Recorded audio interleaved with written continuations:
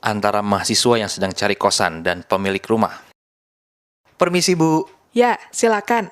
Saya lihat di pagar rumah ini tertulis terima kos pria. Apa masih ada kamar kosong? Masih. Kalau ingin melihat-lihat, silakan. Terima kasih, Bu. Perlengkapannya apa saja? Tempat tidur, lemari pakaian, meja belajar, dan kamar mandi di setiap kamar. Wah, lengkap sekali. Berapa biaya per bulan, Bu? Rp500.000 Pembayarannya per bulan atau per tahun? per bulan, dihitung dari tanggal masuk. Kalau saya membawa komputer, apa ada biaya tambahan? Ada Rp50.000, tetapi listrik di sini terbatas. Berarti barang elektronik yang bisa saya bawa juga tidak banyak. Betul. Selain komputer, apa saja yang boleh saya bawa? Kipas angin boleh, setrika dan televisi juga boleh. Kalau saya langsung membayar untuk 6 bulan, apa ada potongan? Tidak ada. Saya menyukai tempat ini. Kalau begitu, saya akan menyewa kamar ini, Bu. Boleh, asal ada uang muka sebagai tanda jadi. Berapa? Rp100.000. Dialog 2. Wah, indah sekali. Saya suka suasana seperti ini. Itu pengantin pria dan pengantin wanita sedang dipertemukan. Mereka saling melempar apa? Gulungan daun sirih. Pengantin pria sedang menginjak apa itu? Saya harus mengambil gambarnya. Menginjak telur. Lalu, kakinya dibasuh atau dicuci oleh pengantin wanita dengan air bunga. Itu maksudnya apa? Itu melambangkan rasa hormat istri kepada suaminya. Oh, begitu. Setelah itu, mereka akan melakukan sungkeman atau bersujud kepada orang tua mereka. Apa? Sungkiman? Sungkeman. Itu dilakukan untuk menghormati kedua orang tua mereka. Itu dilakukan di depan ayah ibu mereka. Ya, mereka bersimpuh di hadapan orang tua mereka. Unik sekali upacara pernikahan di sini. Ini baru di Jawa. Di luar Jawa juga banyak yang unik. Sekarang mereka sudah duduk bersama. Seperti raja dan ratu. Lihat, sambil duduk, suaminya menuangkan beras kuning dan uang logam. Dan istrinya menerimanya dengan kantong kecil. Itu melambangkan kewajiban suami menafkahi istri. Beras dan uang logam itu tidak boleh jatuh ke lantai. Oh ya? Mengapa? Karena beras dan uang logam itu simbol rezeki bagi mereka. Ada kepercayaan, jika tumpah akan ada masalah dalam penghasilan keluarga mereka nantinya. Oh, nah sekarang mereka makan berdua, saling menyuapi. Itu artinya mereka siap untuk hidup bersama. Aduh, wajah saya perih sekali. Mengapa wajah Bapak seperti itu? Entahlah, saya tidak tahu penyebabnya. Tampaknya kulit wajah Bapak mengalami iritasi, kering dan merah-merah. Baru kali ini saya mengalaminya. Tepatnya sejak saya pulang dari Dieng di Jawa Tengah. Memang, di dataran tinggi seperti Dieng, jika siang sinar matahari terasa sangat panas. Sebaliknya, pada malam hari udara terasa sangat dingin. Benar. Kulit Bapak tidak tahan terhadap perubahan cuaca yang sangat ekstrim di sana. Bagaimana mengobatinya? Ahli kecantikan pasti pandai merawat wajah. Pakai masker alami, Pak. Masker alami? Ya, masker alami dari bengkuang, alpukat, mentimun, semangka, atau lidah buaya. Apa manfaatnya? Masker alami sangat bermanfaat, antara lain untuk membersihkan kotoran di dalam pori-pori, bisa juga mengembalikan kelembapan dan kehalusan kulit, melancarkan aliran darah, dan merilekskan otot-otot wajah. Menarik. Saya jadi ingin mencobanya. Semakin cepat, semakin baik, Pak. Lalu, masker apa yang cocok untuk kulit wajah saya? Kalau saya perhatikan, jenis kulit Bapak kering dan sensitif. Jadi yang paling cocok adalah masker buah alpukat. Bisa tidak dibuat sendiri? Oh, bisa. Ambil sedikit daging alpukat, haluskan. Oleskan masker tersebut di atas permukaan kulit wajah dan leher, lalu biarkan masker selama 15 menit.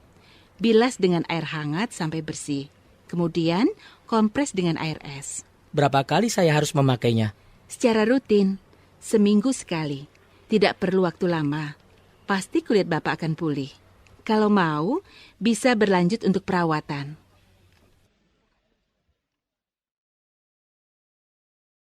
Dialog 4. Saya dengar kendaraan berbahan bakar minyak fosil akan mulai ditinggalkan orang. Memang sudah saatnya digunakan sumber energi alternatif, misalnya sel bahan bakar.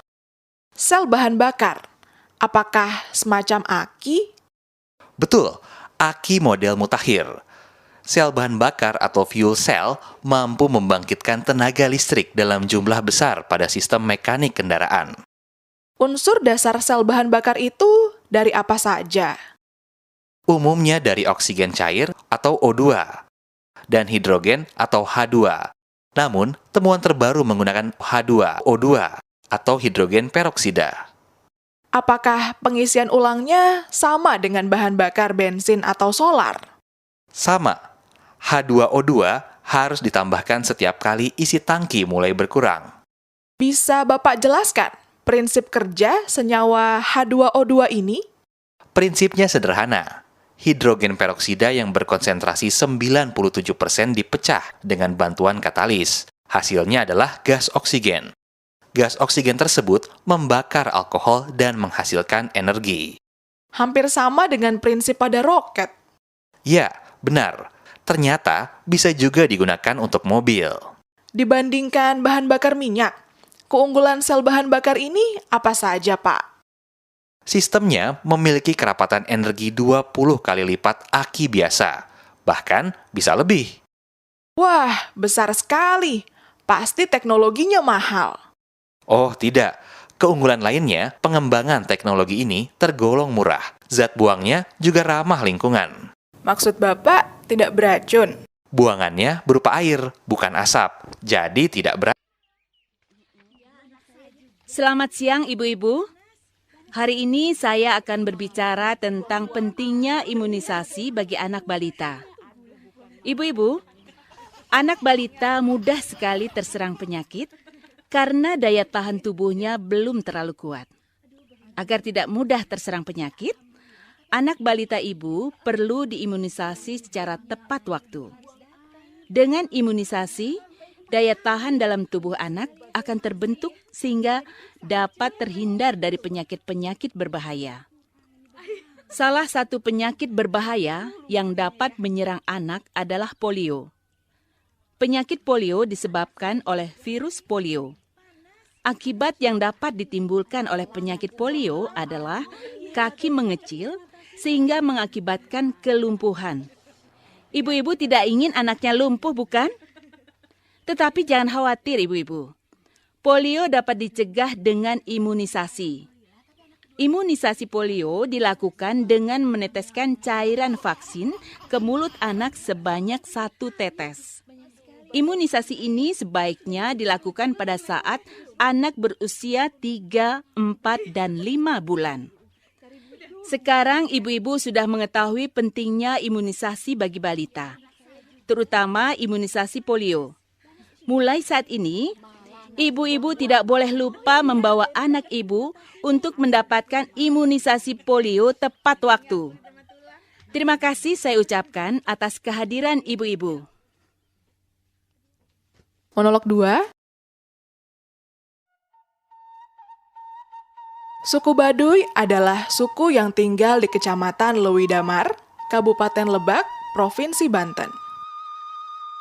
Wilayah suku itu dikelilingi hutan dan bukit. Untuk mencapai perkampungannya, tidak tersedia angkutan umum.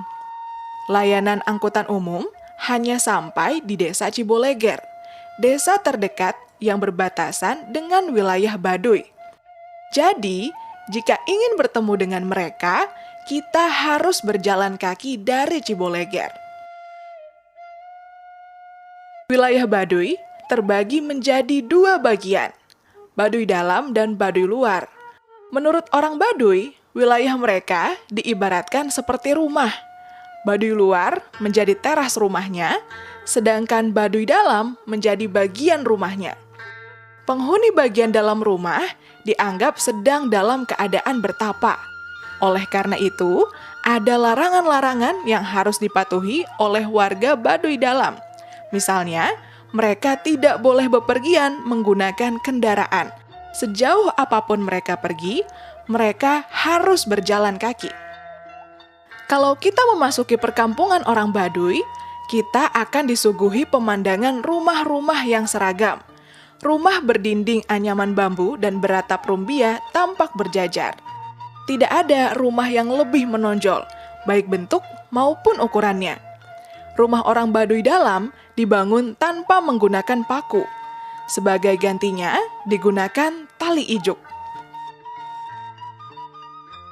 Suku Baduy yang dipimpin oleh Po'un, pemimpin tertingginya, hidup dengan sederhana.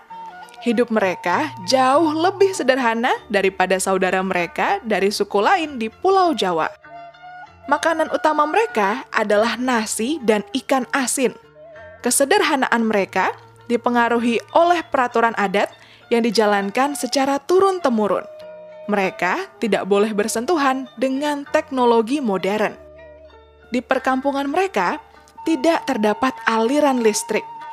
Peraturan adat pula yang menyebabkan anak-anak Baduy tidak bersekolah. Meskipun demikian, mereka dibiasakan bekerja membantu orang tua sejak kecil. Monolog 3, Narator 1. Tes psikologi kini tidak hanya populer di kalangan siswa SMA untuk memilih jurusan, tetapi juga dipakai oleh siswa TK dan SD. Karena biaya yang relatif mahal, tes semacam itu harus dimanfaatkan secara optimal sesuai dengan potensinya sebagai alat bantu pendidikan. Faktor yang dapat menyebabkan tes itu kurang optimal, salah satunya adalah pemahaman yang masih kurang tentang manfaatnya. Tes ini diharapkan mampu membantu mereka yang bingung mencari sekolah yang sesuai dengan kemampuan intelektual serta membantu mereka untuk mempertemukan minat dan prestasi. Hasil tes psikologi biasanya mencakup 3 faktor, yaitu intelektual, minat, dan kepribadian. Monolog 3, Narator 2. Berikut adalah beberapa kiat yang dapat dilakukan ketika menempuh tes psikologi. Monolog 4. Saudara, dunia ilmiah kita baru saja dikejutkan dengan penciptaan jenis lem baru yang super kuat. Ide ini diambil dari kehebatan cecak. Apa kehebatan pada cecak? Ternyata, saudara, pada kaki cecak terdapat bulu-bulu keratin, masing-masing berukuran di bawah 1 mikron. Setiap ujung bulu, apabila bersentuhan dengan dinding, akan menghasilkan gaya ikat sekitar 10⁻⁷ Newton. Gaya ini berasal dari gaya van der Waals. Semua benda akan mempunyai gaya ini apabila didekati benda lain. Gaya pada 1 bulu itu tampaknya kecil, tetapi telapak kaki cecak mengandung jutaan bulu seperti ini. Jutaan bulu itu dapat menghasilkan gaya sebesar 10 Newton setiap 1 cm persegi. Gaya itu cukup untuk melekatkan cecak pada dinding, bahkan pada langit-langit. Setelah terinspirasi oleh kehebatan cecak itu, tim peneliti dari sebuah universitas di Inggris bereksperimen membuat bulu-bulu halus polimer pada permukaan lilin. Gaya lekat setiap bulu buatan itu hampir sama dengan gaya 1 bulu pada telapak kaki cecak. Bahan polimer yang dipilih itu amat lentur, kuat, dan mudah dibentuk. Lem buatan itu telah diuji dengan menggunakan boneka seberat 40 gram. Ternyata, dengan menggunakan lem itu pada luas permukaan 0,5 cm persegi, boneka itu dapat menempel dengan kuat. Bahkan, pelepasan dan penempelan ulang dapat dilakukan. Saat ini, sedang dikembangkan penggunaan bahan polimer lain untuk meningkatkan usia pakai serta frekuensi pelepasan dan penempelan ulang lem buatan itu.